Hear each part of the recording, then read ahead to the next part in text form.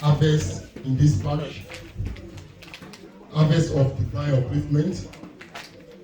Can we all rise up and chant 21 mighty hallelujah to praise the Lord?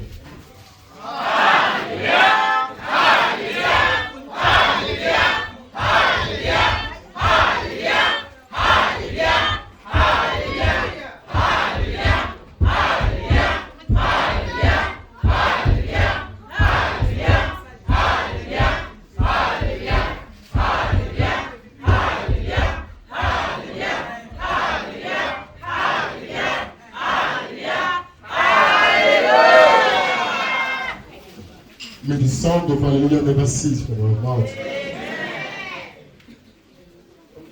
You are welcome to Celestial Church of Christ, Holy Spirit Parish, Sheffield. We are happy to see you here today, and we pray as you worship with us today, as you celebrate with us today, we will never go back home in vain in Jesus' name. We would like to welcome our fathers in the Lord, our head of province, Superior Evangelist Feyi Atere. We pray may your anointing never dry in Jesus' name. Amen. And we also welcome all our elders in the pulpit and all Mother Celestials and everyone in the church.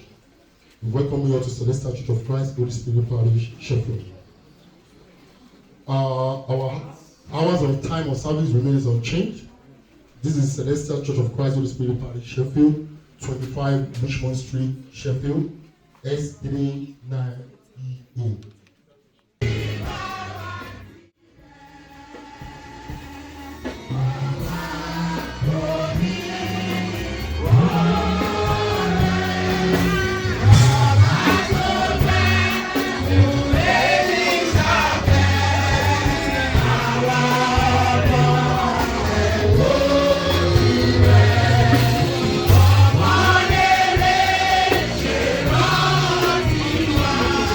Oh,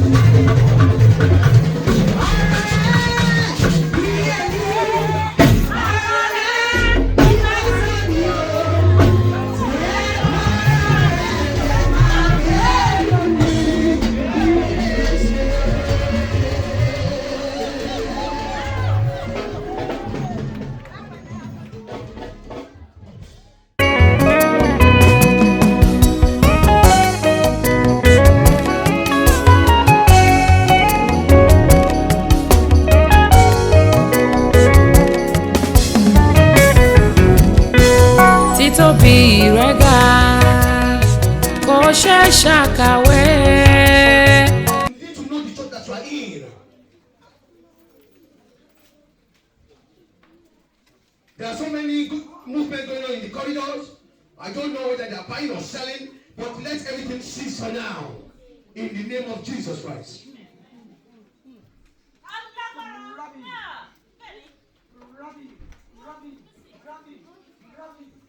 Kí gbogbo wọlé bẹ́ẹ̀ ni ọ̀hán. Kí gbogbo iṣẹ́ kó dúró. Ìránṣẹ́ kan fẹ́ balẹ̀ fún ìránṣẹ́ rẹ̀. Olúwa ń ràn wá lọ́wọ́.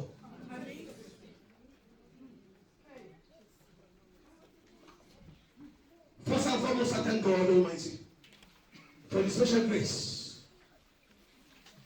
given to me to be standing in front of you. Even though I am the head of province for this particular area, but I equally have superiors. And one of my superiors happen to be in the altar at the moment, the Assembly Super Evangelist Shinoye. I greet you, sir. Thank you for the privilege. Hallelujah, sir. It shall be well with you.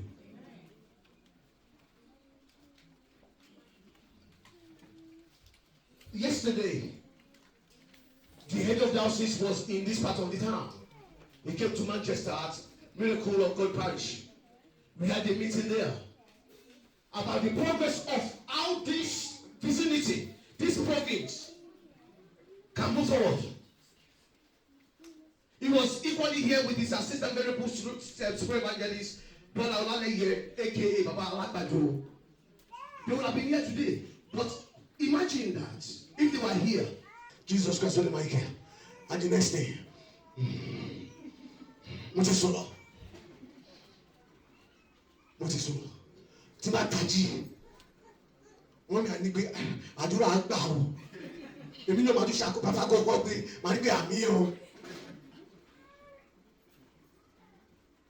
The work of God is easy and at the same time it's not easy. When he Abilibu Jesu Oju Koro. That's how it is. You think it is easy for shepherds? Do you think is the blue color on the world? Purple. You think it's a purple? You think that is where that we're just happy? The purple that we are wearing is just a uniform. Hallelujah. It just people just to know that that's our rank. But it has nothing to do with your calling. Your calling matters a lot. Especially for those who are wearing stunning robes. You know that you should be wearing that robe. You are not yet spiritually ready for that robe. And you go and put it on. Because also keep lace. You know, I remember those days. When they wear proper lace, you can see that it's lace. Tiny lace on the top of this thing. But now go, hello, keep Mama Gesoya. Mama show me wrong. Hallelujah. On these days, all we see is the lace. Not even the sultana anymore. All we see is the lace. They want to sew sultana.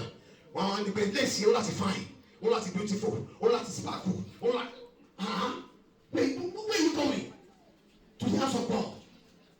glorious. Hallelujah. Hallelujah. Hallelujah. Ìjọ mímọ́ tọ́jú iṣẹ́ rẹ̀. Ìjọ mímọ́ lókè pàtẹ́lẹ̀. Orí òkè òun pẹ̀tẹ́lẹ̀. Oṣù méjì òfin ni mo ṣe ìrọ̀lẹ́.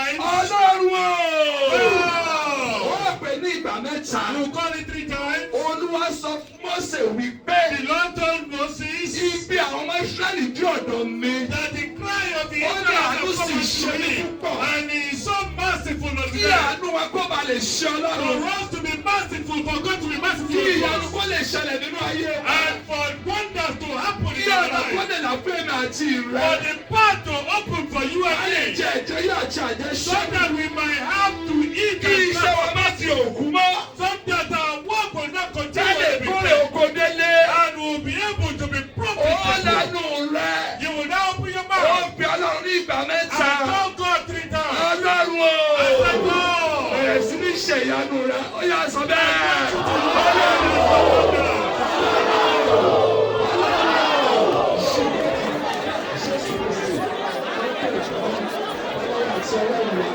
Gbàdúrà ti bẹ́ẹ̀. Gbàdúrà bẹ́ẹ̀. Olúwa o. Ṣé wàá bára rẹ̀? Ṣé wàá bára rẹ̀? Fi ògo rẹ̀ hàn. Fi ògo rẹ̀ hàn. Fi ìyanu rẹ̀ hàn. Iṣẹ́ mi ò gbọdọ̀ di òkú. Mi ò gbọdọ̀ di òkú. Nínú ọdún ìgbọ́dọ̀ parí ojú ọjà rẹ̀ hàn. Gbàdúrà bẹ́ẹ̀. Gbàdúrà bẹ́ẹ̀.